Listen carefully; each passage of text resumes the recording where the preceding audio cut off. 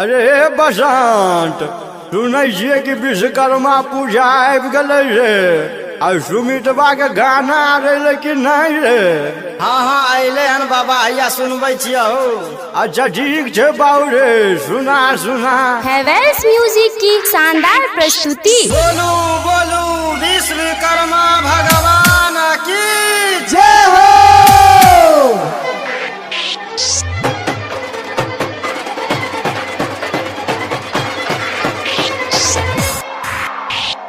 Sangeeta recording studio Hasanpur बाजार। DJ Umesh Sukhipur बाजार। बाबा विश्वकर्मा के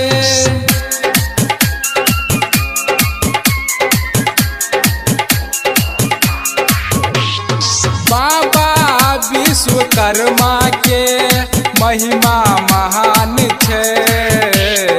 करत अभिनंदन भाई रे दुनिया जहान छे। करत अभिनंदन भाई रे दुनिया जहान छे। बाबा विश्वकर्मा के महिमा महान छे। करत अभिनंदन भाई रे दुनिया जहान छे।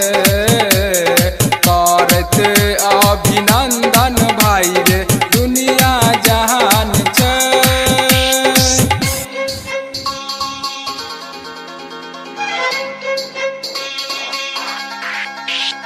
Music by DJ Umesh Sukhipur बाजार।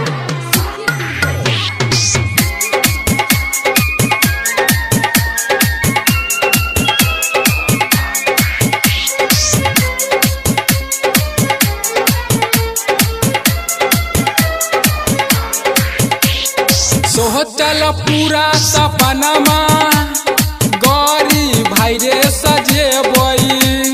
सब मिलजुल के दर्शन करबई, डीजे खूब बजेबई।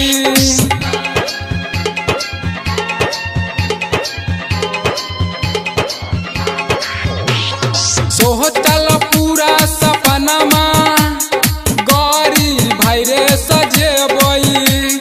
सब मिलजुल के दर्शन करबई, डीजे खूब बजेबई। डीजे खूब बजेबई। भर देतै अन्न धनमा, भर देतै अन्न धनमा। पूरा दुनिया बेहाल छे। करत अभिनंदन भाई रे दुनिया जहान छे। करत अभिनंदन भाई रे दुनिया जहान छे।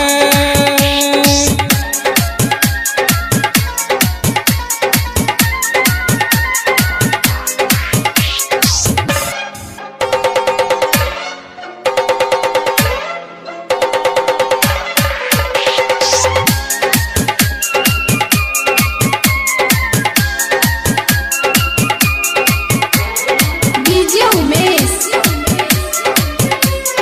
सुखीपुर बाजार। दू दिन के हम कमाई, खुशी में हम गमाई। लड्डू पेड़ा सजावट संग मूर्ति भाई रे बैठाई।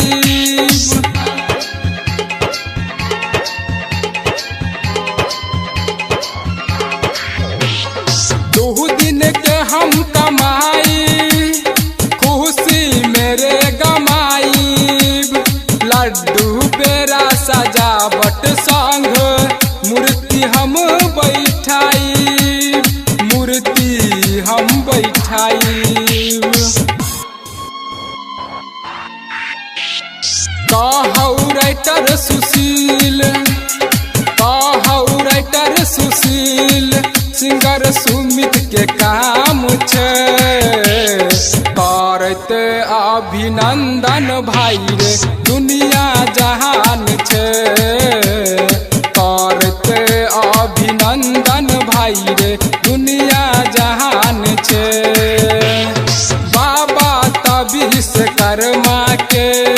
महिमा महान छै। करते अभिनंदन भाई रे दुनिया जहान छै। करते अभिनंदन भाई रे दुनिया जहान छै।